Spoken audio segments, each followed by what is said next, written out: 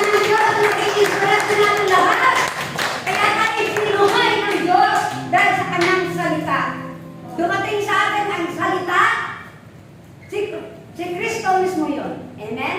Kaya nga kung pinapaniwalaan natin ang salita ng Diyos, si Kristo mismo, palakpakan natin ang malakas na malakas ang ating buhay.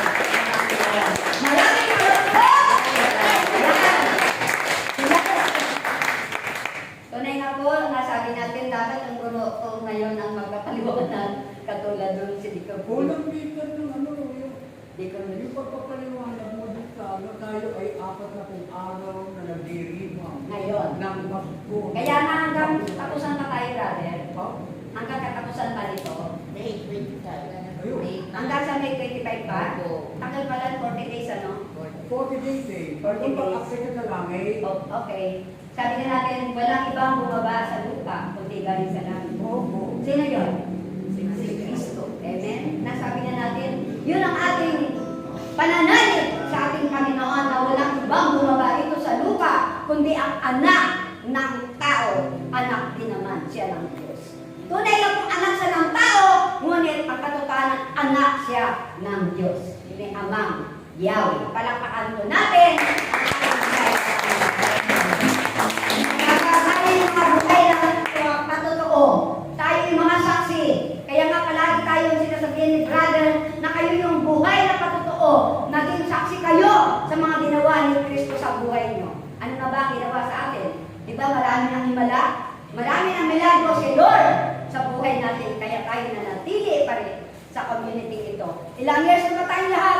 36 years na sa darating na anniversary. Kaya nga, happy anniversary sa ating lahat. Palakpakan po natin muli ang ating Diyos. Maraming salamat! Maraming salamat! Namin forever! Praise the Lord! Okay? Kaya lalasingin mo. Kasi pag hindi lalasing yan, kalahati lang yung ating prayer meeting. Kailangan malalasing. Hindi pa kayo lasing? Ako lasing na ako.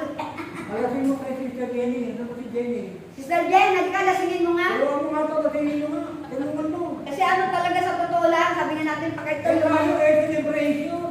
Okay. Parang malam yan, sis. Parang patay pa keso. Naubos na yata nung linggo yung akin. Alam mo, Sister Mel, minsan sometimes ganyan. Ipinakikita ko, minsan mahina si Sister Mel. Pinakikita ko, ako'y tao. Hindi naman ikaw, Amen? Sister. Amen? Hindi po ikaw, masipirang masigla mo. Sister Jen, halika! Para muling mabuhay si Lasingin Kristo. mo ng papuray. Passport. Ayan, halika na. Kailangan masaya ang password. Okay, God is good. Yeah. All the time, now and forever. Praise the Lord. Ikaw na magpatuloy, dahil bata ka pa sa akin. Kailangan dalawa talaga mabuhay dito eh. Dalawa kayo dyan. Praise the Lord! Now and Now forever. and forever! Praise the Lord. Maraming palakpo!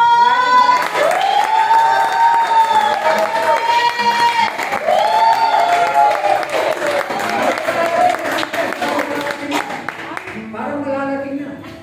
Malasing na nga. Sinara Doning, lasing na doon, oh. Amen. Tunay nga po mga kapatid na talaga bakit tayo kailangan umalakpak? Sapagkat sabi nga ang ating Panginoon ay muling nabuhay. Amen? Amen. Buhay siya para ikaw ay bigyan ng bagong buhay. Amen? May bagong buhay na ba tayo? Amen. Amen. Malakas na palakpak!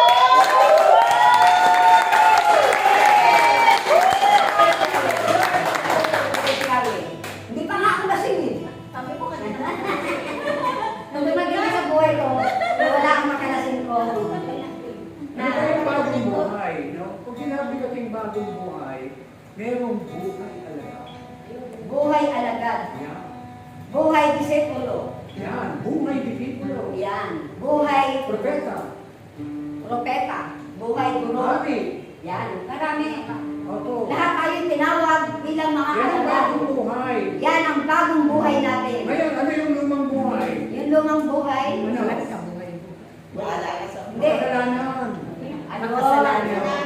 Ngunit ngayon, tayo ay muling pinabuhay na wala kayong mga kasalanan.